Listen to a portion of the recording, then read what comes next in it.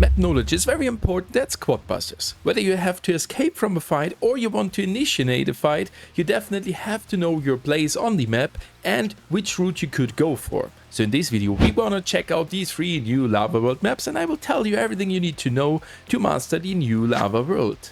And with that said, thank you everybody for being here again, really appreciate it. If someone else is new here, don't forget to leave a like and subscribe for free to my channel, as we are on the way to 14k subs. Right next to me you already can see the first out of the 3 lava world maps. Like usual, we got 3 different maps for each world and we're gonna check them out right now. But before doing so, a big shout out to Royal API for creating those brilliant assets. Definitely check out their site, and if you want to use a creator code, definitely use Royal API. So we already can see here Lava Spa, which should be the easiest map. Beside that we got their boiler room and Pekka's playground in the lava world. So why do I consider that this is the easiest map? Well, from the design perspective and from the amount of dangerous fields, let's call it like that. We got there the slowing down tiles on the desert world, we got the slippy icy blocks on the ice world, and here we got some fireplaces, kinda similar to the royal world, where we can take further damage. Unlike in the royal world where you can get stunned, here you're taking some good amount of damage, and that damage can kill you if you are maintaining on these fields for too long. But first things first, each map for sure has 10 spawning locations all around the map. Some have an advantage for one unit or for a different one.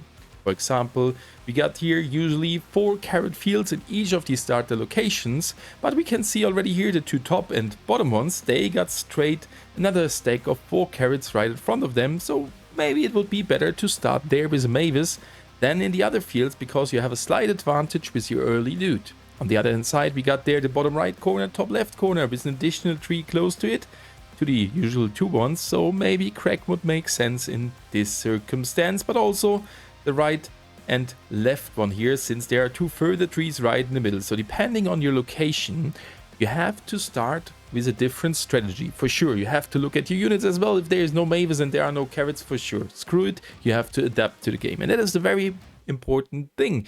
You have to adapt to your units, to your surrounding, to the map, to the mode. There are so many things to discover, and that is why I love to play the game. But in general, every world is the same. We got there furthermore 1 box as a start, 2 chests, and the breakable bridges. Those bridges can be used to go over fast and kill an enemy, or just to break them and to be covered from that side to not get attacked in the early game. That's for sure depending on your playstyle. The special thing about this map is that there is no breakable bridge in the middle. We got there 2 little ones right here on the left side and on the right side, but they have no impact since we can see the white outline here, which is indicating where the standard vines are ending. So we got a good access around, and we got even some carrots there for the late game. So as we could see here, 6 stack as well as here, so definitely left and right side have a good start for Mavis there as well.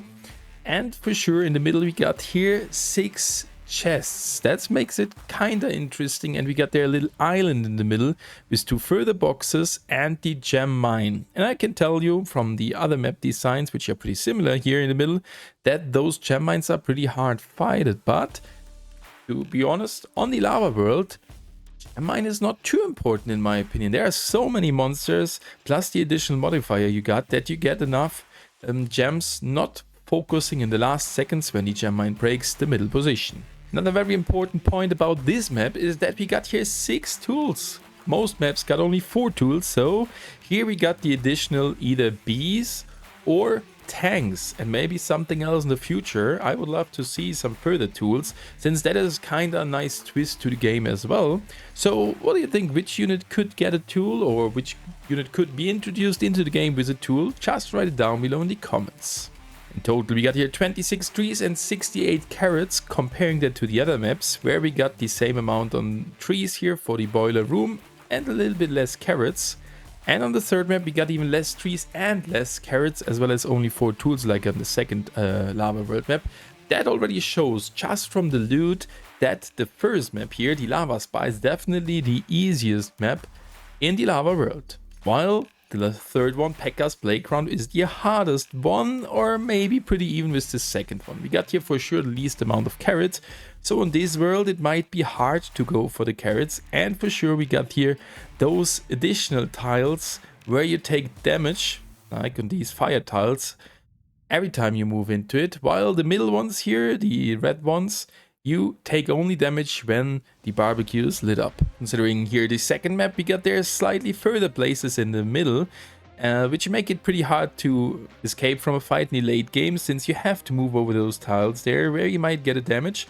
And on the outer side we got there those fire fields as well. Also here we got there the island in the middle, while on the third map this one looks a little bit different. We got there the connection to the outer side, so the center is a little bit easier to play and handle in the late game for the P.E.K.K.A.'s playground. And I think that is really important to know, that there are that less carrot fields here, since that has a huge impact on your farm. And did we not all have the feeling like, where are all those carrots gone sometimes, with not really focusing on which map you are playing? Well, this is the reason, because we got their different amount of carrots all over the maps. And this one here, we got there for sure also breakable bridges inside of the last circle, so the rotations can be really long on the outer side if those two bridges are broken. The second map got there some breakable bridges as well, 4 in total. That makes it kinda hard as well, but considering they broke up already, we got there the main moves on the outer side towards the center, which is not too crazy. And for sure, now depending on your playstyle, you have to start either in your field trying to farm the chests until the third one, so you spawn in one, get some loot from the box, get the next chest, get some further coins back to this one, and that's the third, and move out, or keep on focusing then on the trees or the carrots and invade the neighbor to get his trees or carrots.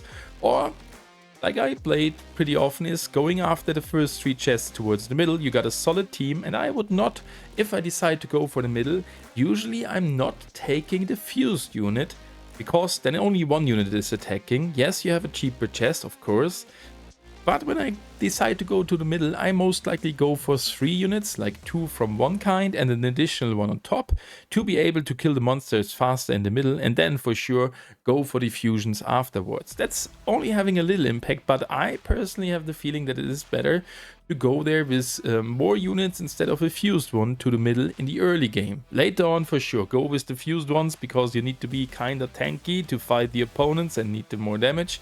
But in the early game, I think that is pretty alright. And also another impact is, know your neighbors. If there is a bot next to you, you can go early for a kill.